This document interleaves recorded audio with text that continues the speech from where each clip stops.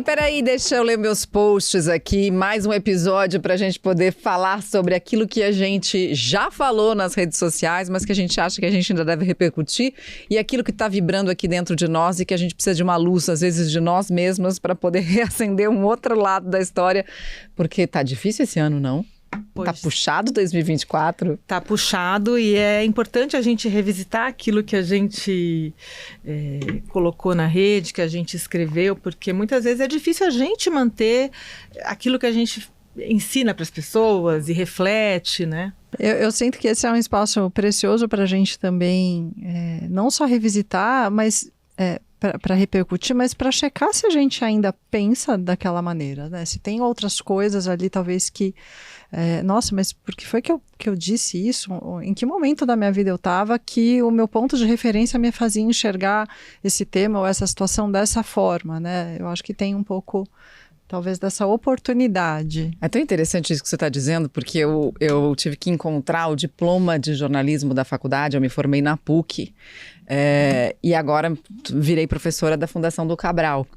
E aí, uma das coisas que você precisa entregar como documento para estar lá na lista é o diploma da faculdade. Eu falei, gente, onde eu vou achar esse diploma da faculdade, pelo amor de Deus?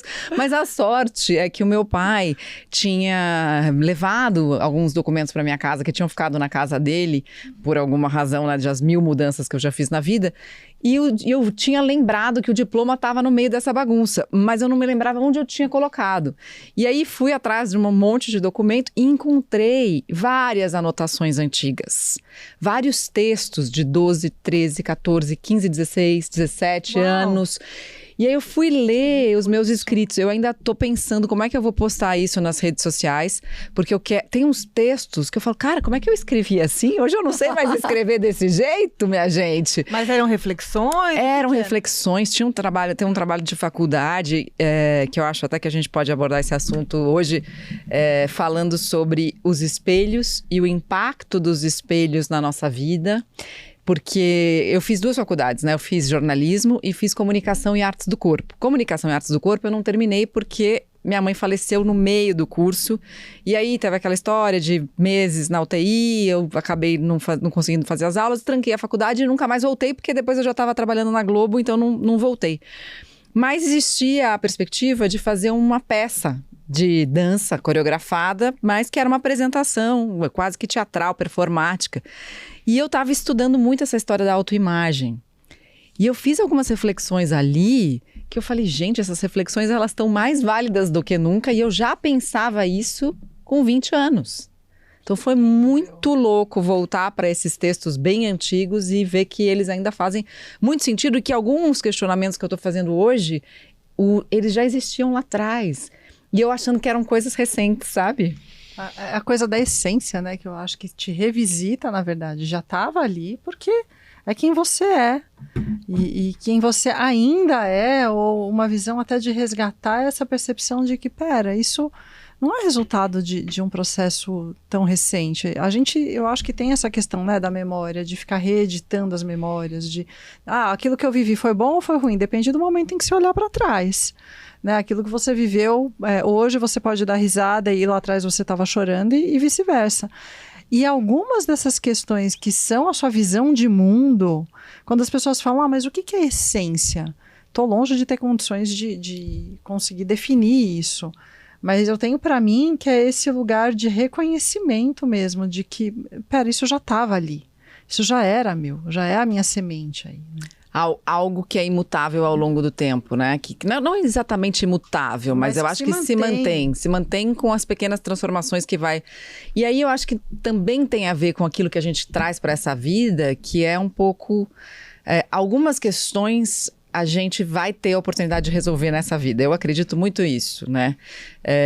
Muito nisso, que a gente vem para cá com alguns, digamos assim, alguns problemas maiores para essa existência. Aquilo que se repete provavelmente tem a ver com isso, né? Aquilo que a gente muda a situação, muda de endereço. E continua lá acontecendo, tocando na sua porta, né? Tipo aquela entrega que chega todo mês. Coisas que a gente sabe que tem como essência, mas sabe que tem que evoluir, sabe que precisa melhorar. Inclusive, no último episódio, a gente falou muito da minha necessidade aí de manter o controle, né? A gente falou muito sobre a questão da minha maternidade, do maternar, né? De uma forma geral também. E falando nisso, gente, a Mari recentemente colocou um post que eu acho que pode abrir o nosso episódio de hoje, né, pra gente refletir, que já faz algumas semanas, mas que foi um post assim, uau! Eu particularmente mandei para todas as mães que eu conheço, eu compartilhei nas minhas redes, mandei para todas as mães e recebi um feedback muito legal. Obrigada por compartilhar, que incrível, que mulher é essa? Eu falei, gente, como é que você não conhecia essa mulher? Mas, assim, claro, a minoria só não conhecia a Mari, mas esse lado. Esse lado da Mari, exatamente, né? Muitas pessoas achando que a Mari só era uma apresentadora, enfim, mas foi um vídeo muito potente, acho que a gente podia compartilhar. Vamos né? lá, obrigada, viu?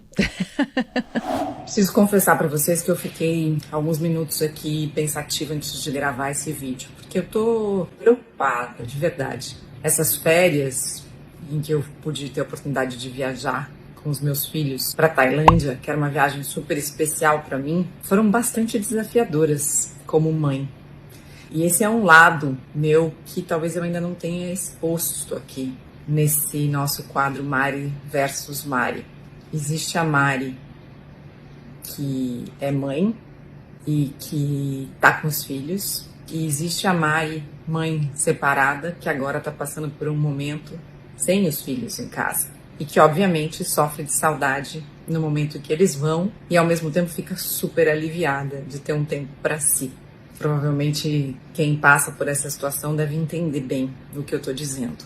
Mas a Mari mãe teve momentos difíceis e complexos na viagem de férias. Eu fiquei preocupada de observar a pouca capacidade dos meus filhos de concentração e até, eu diria, de curiosidade sobre o que a gente estava vendo. Não sei se foi por conta da dificuldade da língua num país estrangeiro, que era muito difícil de entender, mas em muitos momentos eu tive de chamar a atenção deles, de falar mais alto, perder a paciência também em alguns momentos, porque eu fiquei frustrada, sabe? Fiquei frustrada deles não estarem vendo que eles estavam tendo a oportunidade de conhecer um país do outro lado do mundo. Tive que falar para eles, olha, vocês eram muito mais curiosos há um tempo atrás e agora a mamãe tá preocupada, porque vocês estão cada vez mais nas telas, cada vez mais querendo jogar videogame, e vocês estão perdendo a oportunidade de estar aqui no presente. Eles leram, eles brincaram, mas em muitos momentos eu senti que eles estavam um pouco presentes e que foi muito difícil chamar eles pro aqui e pro agora, trazer eles para a realidade daquele privilégio que eles estavam tendo de conhecer aqueles lugares. E o mais interessante, e talvez essa seja uma das soluções, é que no meio da viagem eu gosto de proporcionar esse tipo de experiência para eles. A gente ficou num hotel sem luz elétrica durante 3 noites.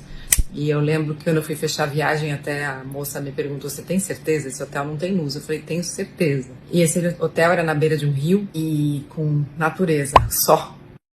A única coisa de diversão dentro do hotel era o próprio rio. E esse foi o lugar onde eles ficaram mais calmos, onde eles brincaram mais juntos, onde eles jogaram mais jogos, onde eles se concentraram mais, onde eles estiveram mais com a gente ali. Então talvez esse resgate da natureza seja realmente algo como uma das soluções para essa geração. Queria saber a opinião de vocês.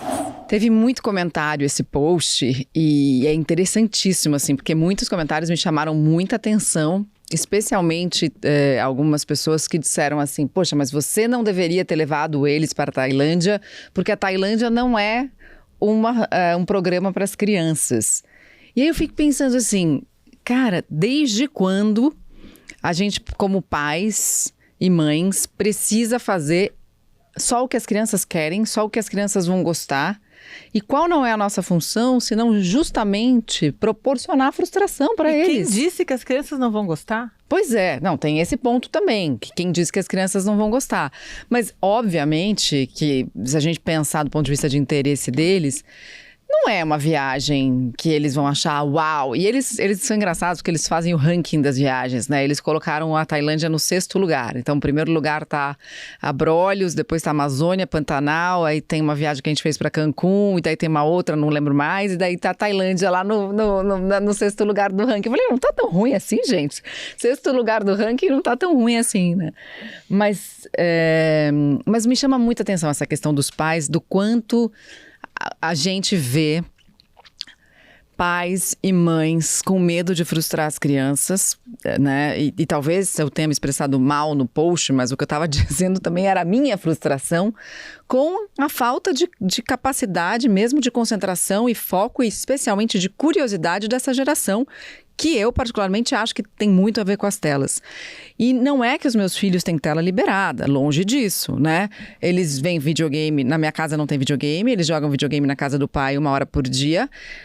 E nas férias a gente deixa, às vezes, eles ficarem com o celular jogando joguinho também, no máximo 1 hora por dia. Quando precisa fazer alguma coisa do tipo, beleza, a gente quer 1 hora de descanso, vocês ficam jogando 1 hora no celular. E acabou. Mesmo assim, eu acho muito. Mesmo assim, às vezes eu me culpo por deixar. E mesmo assim, eu acho que isso afeta não só o ânimo deles no dia, porque eles ficam ali excitados enquanto eles estão fazendo, e depois mais irritadiços e mais querendo coisas de muito estímulo, assim. Então, não sei, quero ouvir a opinião de vocês sobre isso. Eu hoje cedo estava falando sobre essa questão dos pais desagradarem os filhos, né? Eu vejo que nós somos uma geração muito vulnerável, isso é opinião minha, mas tem algumas pesquisas que estão mostrando isso também. Estamos muito vulneráveis à aprovação dos filhos. A gente está precisando muito que os filhos gostem da gente, de estar com a gente, de que eles se sintam bem, que eles se sintam atendidos, acolhidos. É como se a gente não desse conta do quanto a falta também constitui a nós, a eles e as relações como um todo. Como é importante a gente poder desenhar o limite, poder deixar claro que nem sempre aquilo que eles precisam nós temos, podemos ou queremos oferecer, e como a gente se pune ou se culpa também, se responsabiliza, e de fato a decisão acho que é nossa, né? Vai para a tela, não vai para a tela, vai viajar junto, não vai, qual é o tipo de viagem para a criança? Para cada família essa resposta vai vir, né? Porque é uma construção a dinâmica familiar e o grupo de interesses, mas especialmente nesse tema do eu posso desagradar o meu filho, e eu vejo o quanto isso é uma armadilha que enreda a gente, assim, né? De confundir o nosso papel com sermos amigos dos nossos filhos, né? Que carência é essa da nossa geração? Eu vou dizer da geração porque é uma coisa que eu percebo no consultório, que eu compartilho com amigas como vocês e com os pacientes que chegam, de precisar que os filhos nos reconheçam nesse lugar de amigos. Veja, somos pais. Frequentemente eu preciso me lembrar disso, e eu até verbalizo isso para os meus filhos. Eu não sou sua amiga, eu sou sua mãe. Deus me fez sua mãe, não sua amiga. Aí lá dentro eu falo, mas a gente pode ter uma relação amigável, o que significa que a gente conversa sobre tudo, mas é essa coisa de tentar dizer o que cabe em cada papel também. O lugar do amigo é aquele da diversão, é aquele que tudo acolhe, que tudo pode.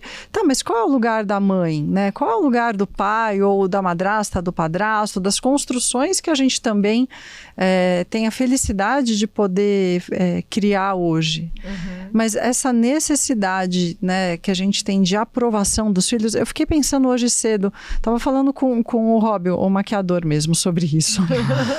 E ele falou assim para mim, olha, doutora, na minha época era o contrário, viu? A gente que tinha que agradar os pais, não eram os pais totalmente que tinham... isso, né? Eu falei, pois eu então me lembro assim de ter pais assim firmes, presentes e tudo mais, mas que construção é essa e onde a gente está levando esses meninos e meninas para um lugar de uma responsabilidade que não é deles, para um papel que não é deles, de legislarem se o que a gente fez é bom ou ruim, certo e errado, e mais ainda de associarem o amor que eles vão sentir por nós ao atendimento dos desejos e não propriamente das necessidades deles, né? E aí eu acho maravilhoso ir para a Tailândia, levar os filhos, porque para você como mulher, como pessoa, como mãe, como identidade, a natureza é algo muito presente. E essa história da Tailândia em especial é parte da existência, né, da maternidade do seu primeiro filho. Então, assim, eles estarem ali para você é importante, para eles é importante também construir uma experiência que é significativa. Sim, porque era uma viagem completamente simbólica, né? Eu tinha prometido que eu ia voltar à Tailândia quando o Miguel fizesse 10 anos, se eu tivesse grávida, na Tailândia eu fiz essa promessa 10 anos atrás. Você estava tentando engravidar? Tentei, não estava muito tempo liberado para engravidar, mas aconteceu que a gente foi nessa viagem e eu conversei com um motorista que estava levando a gente para um templo que chama Doi Suthep, na cidade de Chiang Mai. E esse motorista, em algum momento, me disse assim, esse templo tem um significado muito especial para mim, porque eu estava tentando engravidar fazia 6 anos com a minha esposa, e a gente veio aqui e pediu para Buda, e depois que a gente visitou esse templo, a gente engravidou. E eu falei, nossa, que máximo! Eu tô casada há 6 anos, tô tentando engravidar também, não faz muito tempo. Ele falou, pede para Buda. Pede para Buda, que eu tenho certeza que você vai me ligar daqui a 3 meses e vai dizer que tá grávida. E aí eu sentei para meditar do lado de uma imagem de Buda no templo e comecei a sentir a presença de um menino. Foi muito forte. E depois, no final do templo, tem um lugar, uma outra sala onde você entra e você faz uma brincadeira, que é uma brincadeira, parece aquele jogo de varetas, em que você sacode um copo assim, e uma das varetas fica um pouco mais alta e você pega a vareta e o número correspondente a essa vareta, você tira uma profecia que está na parede grudada ali, tem vários números e você pega. E eu peguei uma profecia em que estavam escritas várias coisas. Esse ano vai ser um ano de muita alegria, de muita abundância, as pessoas que estão doentes vão ser curadas. E a última frase era: a vida que você está gerando dentro de você, com certeza é de um menino. Olha que coisa incrível. Meu Deus, mentira! Não! Então, eu acho que isso foi algo, assim, que me fez olhar para aquilo e falar, caraca, eu tô grávida! E aí eu pensei na mesma hora, falei, se realmente eu estiver grávida, trarei o Miguel. Não era o Miguel ainda, mas trarei esse ser aqui quando ele completar 10 anos. E para mim foi um super desafio, porque foi um ano difícil, 2023, algumas questões financeiras, a viagem não é uma viagem barata, mas eu falei, cara, é a minha promessa, eu preciso cumprir. E eles sabiam de tudo isso, e ele ficou muito orgulhoso dessa viagem ter sido gerada por ele, então teve algo simbólico. No momento que a gente entrou no templo, ele ficou muito emocionado. Eram 300 degraus para subir no templo. E aí ele ficou assim, né? Tipo, vamos lá, contar os degraus, pagar a promessa. O João também ficou emocionado. Então teve momentos muito importantes. E era uma viagem, era sobre isso a viagem. Era uma viagem simbólica. Mas, então nesse dia do templo foi um dia muito especial. Mas teve momentos de muito desafio. Assim, as viagens que a gente fez de deslocamento interno na van, eles ficavam o tempo inteiro se cutucando, né? Um e outro, aquela coisa de irmão. E pegavam um super trunfo e jogavam um super trunfo na van. E falavam, gente, olha pela janela. Gente, fica quieto um pouco. Gente, respira e se acalma. E eles não conseguiam, uma coisa de excitação mesmo, de se ocupar o tempo inteiro, de não conseguir lidar com o tédio. Com o ócio, nem reconhecem o ócio, né? Eu queria só fazer um ponto nessas questões que você trouxe, mas que eu acho que é muito importante, assim, e que eu tenho a sensação que às vezes nos escapa. A construção do significado das experiências, né? Então, assim, quando a gente convoca, né, convida os filhos, enfim, propõe para a família uma experiência, se ela tem um significado importante para nós, eu acho necessário que a gente possa compartilhar, para que eles tenham consciência, né? E para que aquilo, de alguma maneira, traga o significado particular, claro, também de cada um, mas de quem é você para eles, né? Então, nessa hora, o seu filho olha e sabe quem é a Mari mãe, antes mesmo de ser mãe. Não dessa forma estruturada, nessa consciência, mas eles te reconhecem, eles te conhecem. E aí, assim, que lindo qual é a nossa imagem da nossa mãe? Né? Quais são as características, os aspectos que a gente tem claro que eram da nossa mãe? Tirando o julgamento de que isso é bom, ruim, certo, errado, o que ficou das experiências, né? O Miguel, meu filho, eu tenho um caçula também, que também se chama Miguel, mais velho que o da Mari, ele tá com 14 agora. Ele me escreveu esses dias no WhatsApp, eu tinha mudado a foto de perfil e colocado uns macaquinhos, Aliás, enfim. achei linda aquela sua foto nova de perfil, né? Eu falei, que foto é essa, meu Ontem pai? eu confesso que eu troquei, porque eu falei, meus pacientes vão olhar e falar da assim... Cíntia é fotógrafa, Gente, ele é maravilhoso. tá? Fica mais fácil, né? Depois a gente compartilha a foto de perfil da Cíntia, porque, gente, essa foto de perfil da Cíntia é babado. Mas foi uma graça, assim, o que ele escreveu pra mim. Foi emocionante. Eu até compartilhei num grupinho, assim. Ele fez assim, oi, minha mamãe natureza. Aquilo me emocionou. Eu falei, olha como ele me vê, né? Então, eu acho que um pouco dessa construção. Como os teus filhos te veem, como os nossos filhos nos olham. A Ana tem 2 meninas, né? Que coisas nossas estão ficando das experiências que a gente propõe quando elas saem da nossa essência. E como isso mexe com a curiosidade? Como é que isso vai para aquele lugar que eles não... A gente fica às vezes bravo com as crianças e com os adolescentes e frequentemente com os adultos, quer dizer, a gente fica zangado bastante, porque a gente às vezes quer que as pessoas estejam prontas, mas nem a gente é do jeito que a gente quer ser, ninguém vai ser como você quer, nem você mesmo. E o outro tá aprendendo naquele momento, né? Naquela experiência. Então eu acho que um pouco da identidade, né, que você se reconheceu ali nos textos aos 16, 17. A Ana certamente tem suas histórias que tem seus registros de alguma maneira. Todos temos esse lugar que ficou esquecido, mas que está ali na construção da curiosidade. E aí eu acho que tem uma coisa da tela...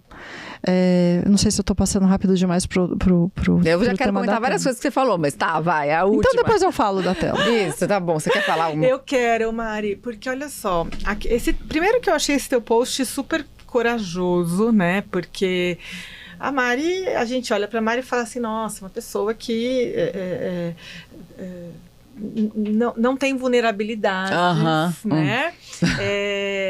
Né, maravilhosa, no livro você coloca bastante, eu acho que você expõe muitas coisas, mas parece assim uma pessoa muito bem resolvida, né, e tal. Aquela claro pessoa... que a gente sabe que ninguém é assim, mas acho que é super corajoso colocar isso. E quando você colocou esse vídeo, falando da tua frustração, acho que falar de frustração coloca a gente num lugar de humanidade tão bacana, tão bonito, né? E falar de frustração com filho, não parece que é mais importante? Porque se eu falo de frustração comigo, né? Eu engordei, realmente engordei, fui pra Europa, fui o pé na jaca, agora tô num momento de desconstrução. Aliás, já pedi lá pro pessoal vai da buscar produção, o balde que cuidar você deixou cair lá. Larguei o balde lá na Europa, tô com os bração aqui, mas tá tudo certo.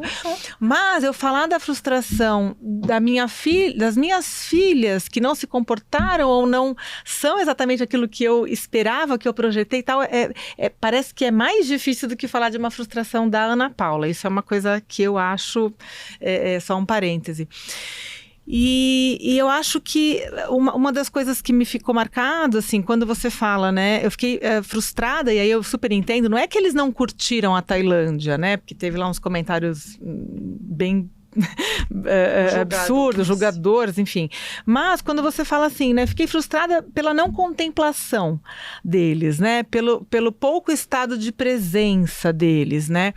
E, Mari, eu super concordo com você, eu acho que é do excesso de telas, eu acho que é do excesso do mundo consumista que a gente vive, né? Eu fui para a Europa, eu tive uma viagem já mais para o mundo consumista, né? E eu também notei um pouco isso. Elas super estavam curtindo a viagem, mas muito mais aonde é a próxima loja que a gente vai. Meninas, né? Meninas, né? Claro, curtiram ali o museu, a torre, não sei o que, lá. Também curtiram, mas que horas que nós vamos para Sephora, que horas que nós vamos para Champs-Élysées, que horas que nós vamos, né? E não é que a gente saiu comprando, até porque o euro tá um absurdo, mas assim, a gente percebe esse que... olhar da marca. Mas eu acho que essa coisa a marca da loja, né, ela foi pensada justamente para fisgar a gente nesse lugar da identidade. Que eu ia mesclar com a história da tela também, né? Mas calma. Mas é que eu fico pensando assim, então... falando um pouco, resgatando o que a Cíntia falou, né? Sobre como que imagem que a gente está imprimindo dos nossos filhos.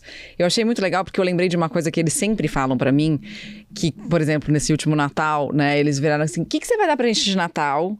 Não vai me dizer que é experiência, porque você nunca dá presente, você só dá experiência, você é a rainha da experiência. Eu achei maravilhosa essa história da experiência. E eu acho que isso é algo que eu tô imprimindo neles, porque eu realmente acredito que a gente é formado por experiências. Então, assim, um presente, um brinquedo, uma roupa, sei lá o quê, qualquer coisa, um videogame, daqui a pouco vai estar largado lá e eles nunca mais vão pensar naquilo, não vão lembrar. Tem, por exemplo, brinquedos em casa que a gente fez também, aquelas arrumações que a gente faz no final do ano, que eles nem lembravam que existiam. Tem menor impacto. Não tem menor impacto. Agora, a experiência eles guardam, né? Então eu falei assim, eu vou finalmente ensinar vocês a andar de bicicleta, porque os dois não sabem andar de bicicleta, o que eu acho um absurdo. Porque a experiência de andar de bicicleta é aquela história maravilhosa que você nunca esquece na sua vida, aquele vento no rosto, depois a Cíntia vai compartilhar as pedaladas das férias dela.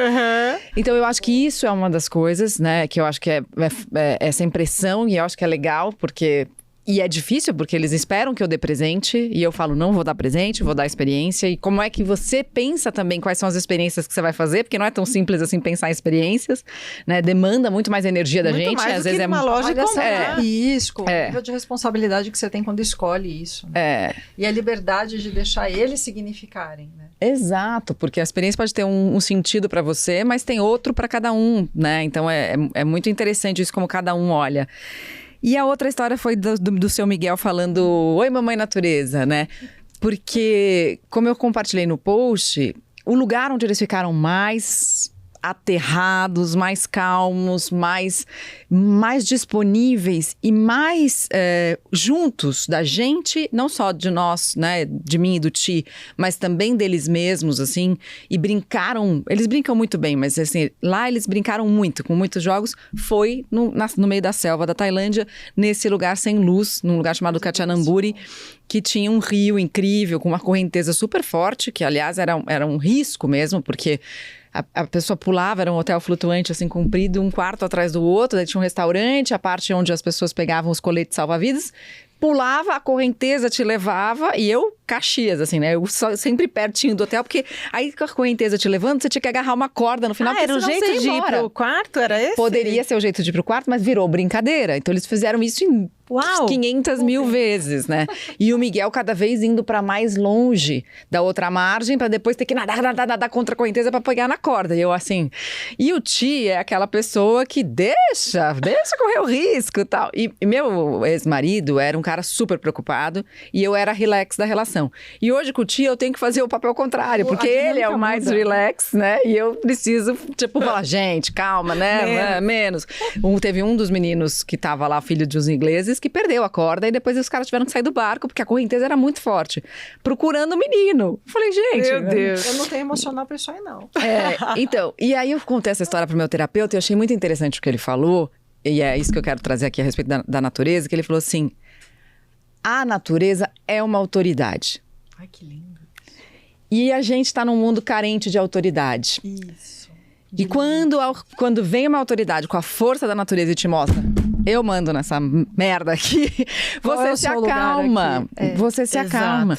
Então eu achei muito interessante, porque realmente a natureza... Que frase incrível, né? Incrível, né? Linda. A natureza é uma autoridade. A gente sente a força da natureza, né? De um jeito absurdo. Eu me lembro... sei lá, quando eu tava fazendo safari na África, ouvi o rugido de um leão, você fala, cara, esse negócio é um negócio que tá impresso no nosso peito de um jeito que não sei em quantas gerações. Fico até arrepiada, né? Pois é, me deu até um aperto aqui de pensar nisso. E tem essa força, né? Então eu acho que os comentários me chamaram muito a atenção, porque muitos deles traziam essa camada de pouca autoridade dos pais, de se submeter realmente ao que a Cíntia falou, do desejo dos filhos, para, talvez como uma consequência, buscar essa aprovação dos filhos que está sendo necessária para a gente, né? E aí você deixa o seu papel de autoridade de lado. Então a gente não se apropria, porque exercer autoridade significa dar conta de frustrar o outro. Perfeito. E ajudar ele a entender que o sim ou não estão desassociados do que é o amor. O amor tá para além do sim e do não. Você ama quando diz sim e ama quando diz não também. E frequentemente mais quando diz não, porque é muito desafiador olhar nos olhinhos ali que a gente vê que brilham diferente, porque são um pedaço nosso no mundo, afinal, e saber que você está colocando um limite e que aquilo vai frustrar e que vai doer, e que vai incomodar e que eles vão fechar a cara e vão se fechar. Que importante é eles poderem fechar a cara e se fechar e sair de cena e voltar. Mas olha que conexão que a gente tem aqui com isso, porque das telas, olha o que eu tinha escrito, né? Que elas hoje estão substituindo a experiência. E que a experiência, na verdade, é o que nos constitui. Então, propor e presentear com experiências, que seja de ir a uma loja, mas de dizer agora não, agora a gente vai visitar um museu, claro. E agora a gente vai tomar um sorvete, agora a gente vai escolher o que a gente está a fim de fazer. Sim. É devolver também aquele lugar de eu estou no comando. E por que isso acalma? Porque tira de você também a responsabilidade de ter que guiar o processo todo.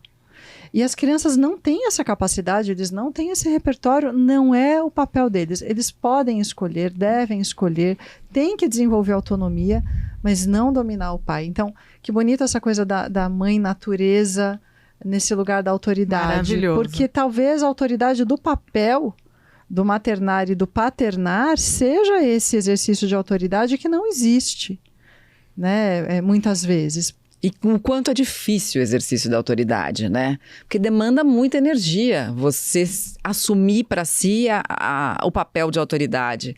E aí não é uma autoridade, né, autoritária. A gente não está falando disso, de alguém que vai mandar e falar, eu tô falando, você vai fazer e pronto, porque acabou. Isso não acontece só quando é um filho criança, né? Não. Aliás, eu queria chamar um post. Quer chamar post? Chama post. Enquanto bora. chama, eu queria contar...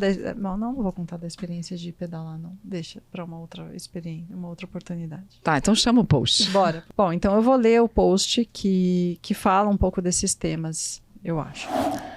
Tenho uma paciente com quem falo sobre coisas da vida e, claro, da natureza. Foi ainda outro dia. Ela, em sua varanda, me apresenta seu pé de jasmim, que tem mais ou menos uns 50 anos. Falamos sobre a semente, o fruto, as estações e como elas afetam a planta.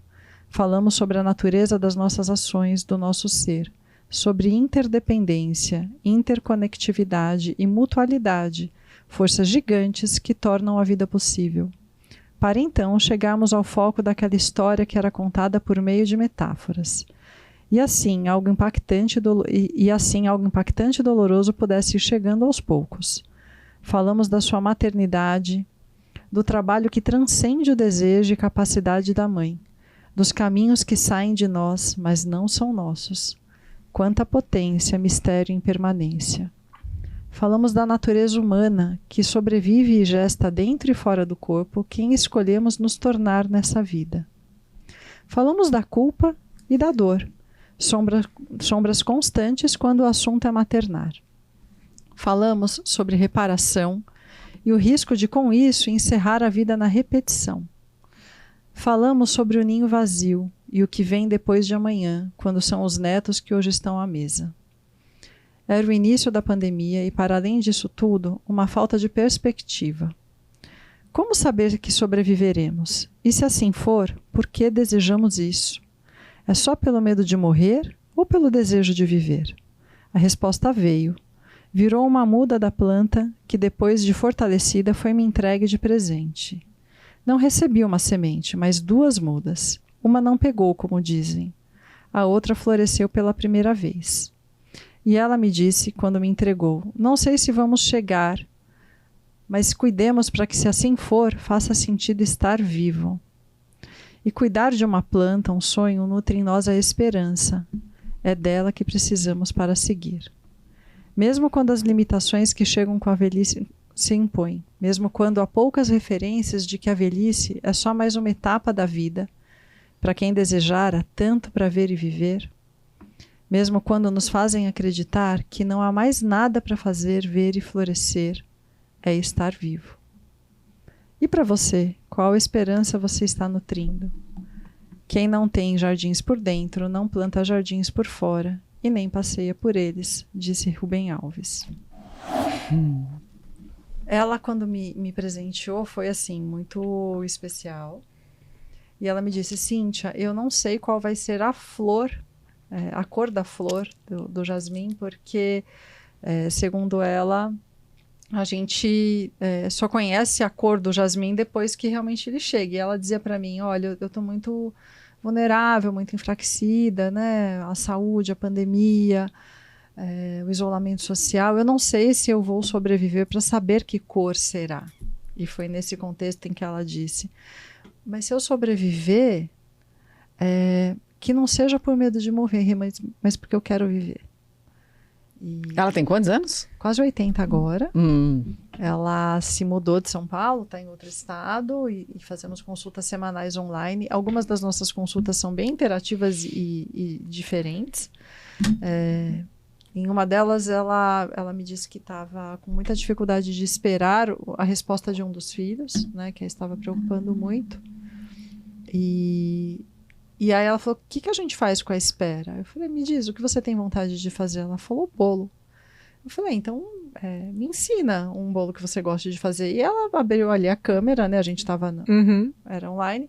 E ela bateu um bolo, a massa e tal, e assou. Mas ela estava esperando uma resposta do filho sobre algum assunto? Sobre algum assunto deles que a estava preocupando muito. Porque eu acho que... E aí eu já queria entrar falando um pouco disso, assim, né? Que a espera, né, que a gente tem às vezes, né, que viver dos processos dos nossos filhos, e mesmo quando eles são adultos, quer dizer, o meu mais velho tem 22 anos, né, já é um homem, não é mais um garoto, mas eu não sei como é ser mãe de alguém que tem 50 anos.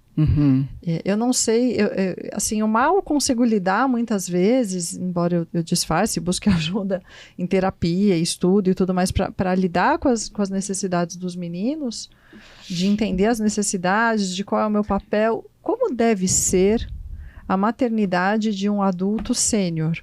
Mas você sabe que eu tive uma conversa sobre isso recentemente com meu pai, que me deixou muito feliz, assim, porque no processo de escrita do livro, Estar Bem Aqui, eu precisei ter uma conversa muito dura com meu pai e falei, pai, eu vou escrever coisas que vão te desagradar. E eu passei muitos anos da minha vida querendo te agradar e a sua aprovação sempre foi algo que eu precisava e eu cansei. E eu tive uma conversa, que foi uma conversa meio raivosa mesmo, assim, porque acho que ele nem sabia o quanto eu buscava a aprovação dele, mas aquilo tinha me maltratado, né? Outro dia até vi um filme muito legal que tá no Netflix, que chama Família, eu acho, que tem uma frase de uma menina que é bem marcante, que ela fala assim, é um almoço, são 3 filhas, elas estão com os pais, e a menina fala assim, eu passei a vida inteira precisando da necessidade da aprovação do meu pai, e passei a vida inteira negando que eu precisava da aprovação do meu pai. Fantástico. Então, é um pouco sobre isso, assim, e aí, depois que eu tive essa conversa dura com ele chorou, eu chorei, ficamos uns dias sem se falar, até para poder sentar e baixar a poeira, assim.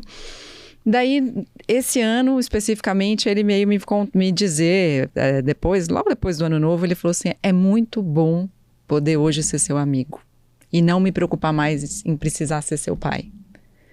Então, eu acho que essa história que a gente falou no começo, que quando a gente é pais e mães de pessoas menores, né, mais jovens, em que a gente realmente precisa... Eu tive uma mãe que foi muito minha amiga, e isso foi muito bom e isso foi muito ruim. Minha mãe me contava muitos segredos dela e isso me trazia uma necessidade de amadurecer, a gente já falou um pouco sobre isso aqui, né, muito, muito forte, e eu ficava meio confusa, por que eu preciso saber dessas coisas da vida da minha mãe e tal? E ao contrário, meu pai sempre foi uma pessoa mais distante, mais reservada, e sempre teve essa questão da autoridade de dizer, olha, não acho que isso seja bom pra você, não faça isso, tome cuidado, mas nunca me impediu de fazer nada, mas ia colocando ali os riscos que ele enxergava. E hoje em dia ele veio falar, poxa, muito bom poder hoje ser seu amigo. E acho que hoje a gente constrói muito mais mesmo uma relação de amizade, tem muito cuidado, você leu o post falando sobre cuidado, que eu acho que o cuidado, quando a gente sente que a gente tá cuidando, pra mim, pelo menos, ele diminui muito a culpa, porque, né, acho que ele é um grande substituto pra culpa. Eu tô cuidando, então não vou me sentir culpada. Agora, quando a gente descuida, talvez a gente precise se sentir culpada, né? Pra se responsabilizar por aquilo que poderia fazer de alguma maneira. Então eu acho que essa questão de ser pai de adulto, em alguns momentos ela pode ficar mais tranquila, não sei, pelo menos é a experiência que eu tenho. O que você acha? Acho que sim. Aliás, a tua experiência com o teu pai é incrível, porque teu pai ele participa dos grupos, de todas essas, não todas, mas muitas das experiências da Soumi. Lá da Soumi. Eu acho uma graça, assim, eu fico achando super bacana, assim. Eu já tenho um olhar clínico, assim, né? Eu no consultório, como neurologista, acabo atendendo muitos pacientes com processos demenciais, declínio cognitivo, né? E Parkinson e tal. Pessoas já debilitadas, né? Que sofreram AVC e tal. E a minha ideia do envelhecimento, ela não é tão... talvez ela seja um pouquinho viciada, sabe? Enviesada. Eu não tenho uma experiência bacana na minha casa. Meus pais são doentes, né? Enfim, eu tenho já vivo esse adoecimento com a minha mãe, com meu pai, com cuidadores e tal. E no meu consultório... Também. Lotado de idosos precisando de cuidado. Então, eu hoje... Todo o meu autocuidado, sabe, meninas, no sentido de querer envelhecer bem. Então, assim, até quando eu vou pra academia, eu penso, de verdade, assim... cara, eu quero ser uma avó bacana e brincar com meus netos no chão, assim, sabe? Eu quero conseguir agachar e brincar. Então, essa musculação pentelha que eu tô fazendo, ai, que saco, Jesus na causa, só por Deus. Não, eu tô fazendo porque eu quero envelhecer bem. Vai fazer yoga do Ti, que é melhor do que a musculação para garantir, exatamente, para garantir mobilidade. Vou fazer. Não, musculação necessária também. Musculação é mal necessária, quero fazer yoga do Thiago. É um bem necessário. É um bem necessário. Um bem. Mas, assim, porque é isso, assim, acho que o envelhecimento, ele tem essas duas faces aí, né? A preocupação, assim, será que eu vou envelhecer de uma maneira lúcida e saudável? Essa sua paciente de 80 anos, incrível, né? Pelo muito que você está falando, super lúcida, fazendo terapia, imagina. Para você fazer terapia, pressupõe que você tem um nível de consciência, um conteúdo muito bacana, né? Eu acho interessante porque ela veio fazer terapia encaminhada pelo filho, que também é neurologista. Ai, que legal. E ele disse a ela, olha, você tem estado muito deprimida. E ela falou, bom, eu vou conversar com essa moça, né? Vou conhecê-la. A gente está no processo já há alguns anos, 3, 4 anos. E ela me disse, olha, o que me trouxe aqui foi atender o pedido do meu filho. Mas, a verdade, assim, eu tenho percebido que eu queria contar para alguém a minha história. Eu quero saber quem eu sou hoje, porque a gente vai mudando. A gente deixa de exercer os mesmos papéis, né? Então, ela foi uma mulher que trabalhou, foi super ativa, né? Se aposentou e que agora tem o desafio de viajar sozinha. Uau! Né? Então, assim, o esposo está um pouco preocupado, a família toda também, né? A preocupação de ser algo seguro, de rede de apoio. E ela falou, não quero ser responsável, mas eu quero ir sozinha, porque eu quero acordar e ter só a minha companhia. Ai, que delícia! Então, eu acho que tem uma coisa assim de, quem somos nós para além dos filhos? Porque eu acho que um pouco da motivação desse meu post, eu estava primeiro muito emocionada de ver a cor da flor, tá lá no post, é linda mesmo, de ver que ela sobreviveu para ver. Isso, foi a primeira coisa que eu fiz, foi fotografar e mandar a foto para ela. Mas de entender que nem tudo que a gente faz a gente vai ver. E os filhos são isso, né? Assim, são a semente que você planta, você cuida, você acompanha até certa etapa, né? E eu acho que esse post fala sobre finitude consciente. Eu quero envelhecer porque eu não quero morrer ou porque eu quero viver, né? Porque são coisas bem diferentes, né? Aí a motivação é outra. Então, quando você fala, por exemplo, que quer conhecer a velhice, me toca muito. Porque eu quero conhecer a velhice. Uhum. E às vezes eu ouço de algumas pessoas, não, eu prefiro morrer logo, porque eu não quero ficar com perda de mobilidade. Eu acho que tem alguns dogmas, algumas verdades de falta de informação que levou as gerações anteriores talvez a ter menos hábitos conscientes e direcionados, né, para a longevidade. Mas essa consciência do pra quê, né? Eu vi um post esses dias, eu até falei para a Mari ontem, que me deixou contente, assim. Uma bobagem, mas quando vejo todos os livros que ainda tenho para ler, sei que serei feliz por muito tempo.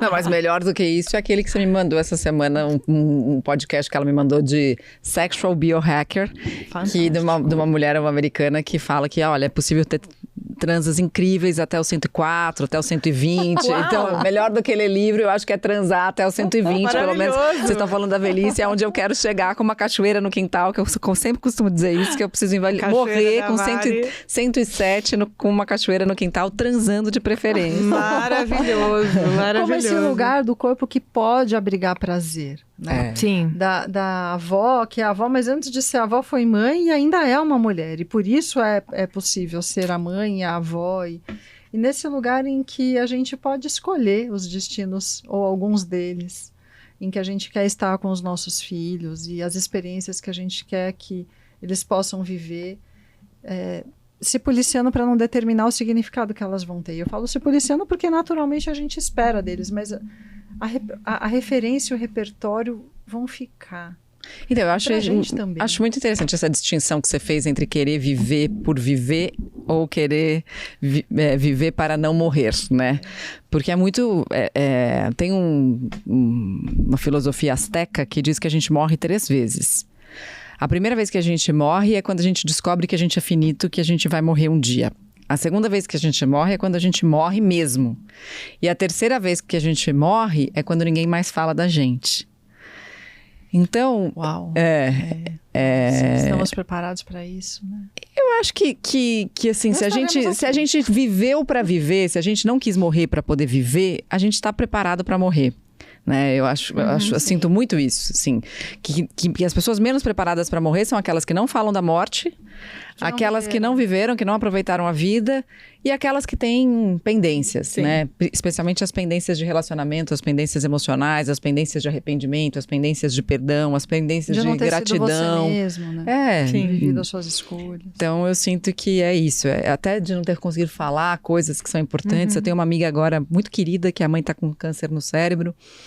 E ela tem me contado histórias lindíssimas, assim, de momentos que ela tem tido, não só ela, mas a família inteira, com a mãe, inclusive os netos com a avó, de escrever carta, de dizer sobre a importância da avó na formação, e aí eles se reúnem e choram juntos e podem ler junto esse material e ter lembranças e resgatar fotos. Então, resgatar tudo isso quando a gente está diante do muro da finitude, eu acho que ajuda muito a trazer o significado das experiências e da vida e do que a gente vai plantar e não vai ver, mas que a gente sabe que a gente plantou. Que a gente cuida mesmo sabendo que não vai ver. Não, perfeito. E só, né, para fechar um pouco esse raciocínio, claro que hoje em dia a gente fala muito de longevidade, né? De envelhecer com saúde, para a Mari chegar lá com 107 com a cachoeira dela. Transando, ela fez. Transando, maravilhoso, também queremos.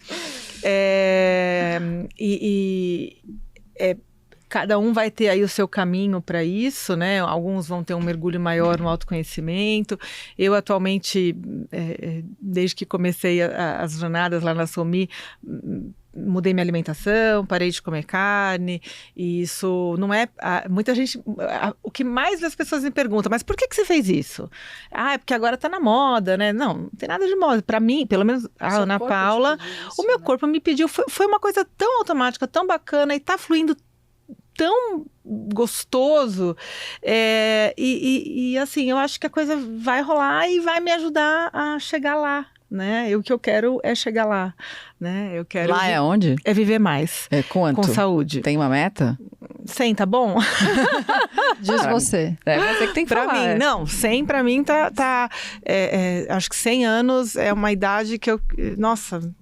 Seria incrível, assim, se tornou minha meta. Eu gostaria de ser centenária, assim. Centenária, gente. A gente vai estar aqui gravando podcast. Cabelo curtinho, grisalho, meio Brené Brown e tal. Acho que dá tempo da gente mudar o visual várias vezes. Pode inventar e reinventar. Então, acho que... E com lucidez, né? Acho que é o principal. Então, tudo que eu puder fazer, né? Então, aquilo que eu estudo bastante sobre... Os artigos científicos de longevidade, eles falam, né? De por conta das demências que eu trato, eu estudo assim, o que faz a tua memória se prolongar mais, demorar mais para você ter um processo demencial. Depois. Então, de uma forma bem resumida, né? Atividade física regular, que é uma coisa que é um bem necessário, não é um mal necessário, que a Cíntia fez a gente mudar a palavra aqui perfeitamente, lembrou muito bem. Então, a atividade física já tem estudo científico, assim, com N bastante importante, populacional mesmo, que mostra que as pessoas que fazem atividade física versus as que não fazem, elas têm menos demência, elas prolongam mais a memória e tudo mais, né? Então, acho que a gente precisa fazer mesmo, não tem jeito, além de todos os outros benefícios. A alimentação já tem comprovação, não a vegetariana, mas a mediterrânea e anti-inflamatória, então, mas acho que eu tô aí nesse pool. Relações sociais, então as pessoas que são mais isoladas tendem a envelhecer pior e ter mais demência, né? E atividades que estimulam a neuroplasticidade, né? Só uma coisa em relação às relações sociais, né? Que eu acho que é algo que a gente precisa dizer, que muitas pessoas moram sozinhas e envelheceram sem muita família e acham que precisam de muita gente para constituir essa relação social. E na verdade você pode convidar com o cara cônjuge, né? Não, exato. Não precisa, né? Aliás, o estudo de Harvard mostra o contrário até, né? Se você não tiver boas relações sociais, é o impacto das relações sociais. Se você tiver relações ruins, é pior. Você piora. Adoece mais e vive menos e vive pior, né? Mas que essas relações sociais podem ser conversas também com as pessoas da padaria, com as pessoas do metrô, com seu pet. Com o seu pet. Então, vínculos fortes, não necessariamente pessoas que você não briga, ao contrário, né? Pessoas com quem você se sinta seguro o suficiente para brigar. Relações significativas, pode ser algo da sobrevivência, pode ser do dia a dia.